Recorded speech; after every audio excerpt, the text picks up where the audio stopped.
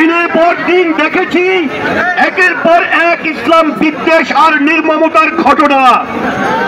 North সাউথে কোরআন অবমাননা হলো, ইউএইতে ইসলাম নিয়ে উপহাস হলো, গাজীপুরের মেয়েটাকে 13 বছরের একটা নিষ্পাপ মেয়েকে দল বেঁধে ধর্ষণ করা হলো। তারপর আবার পুলিশ নিজের অফিসিয়াল পেজ থেকে অপরাধীর পক্ষ নিয়ে সাফাই গাইল। বুয়েটে হিন্দু ইসকনের প্রোপাগান্ডা দেখে মুসলিম মেয়েদের নিয়ে নোংরা ফ্যান্টাসি বানানো হয়। মুসলিম নারীকে ধর্ষণের কথা গর্ব করে প্রকাশ করা হয়। টঙ্গীতে খতিব ইসকনের বিরুদ্ধে কথা বলায় তাকে অপহরণ করে শিকলে বেঁধে মেরে ফেলে রাখা হয়।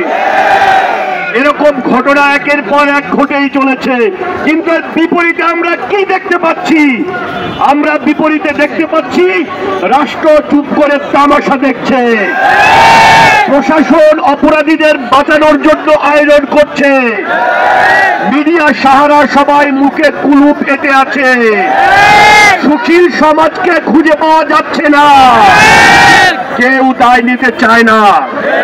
যে রাষ্ট্র রাস্তার পাগলের জটাচুল রক্ষায়,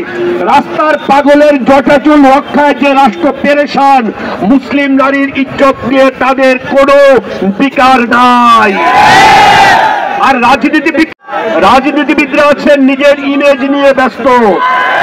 পশ্চিমারা কি বলবে, আমেরিকা কি বলবে, বামপন্থী কি বলবে, দূতাবাস থেকে কি নির্দেশনা আসবে, তারা এগুলো নিয়ে চিন্তা করলে আল্লাহ কি বলবেন, আল্লাহ কিভাবে পাকড়াও করবেন, এটা নিয়ে চিন্তা করার সময় তাদের নাই।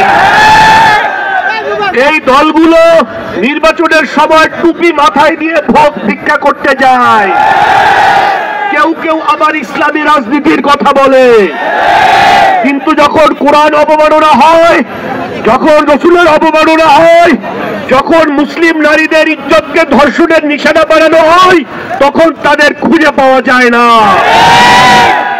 শেষমেশ এসে দায় সারা কিছু একটা বলে তারা গা বাঁচানোর চেষ্টা করে বারবার।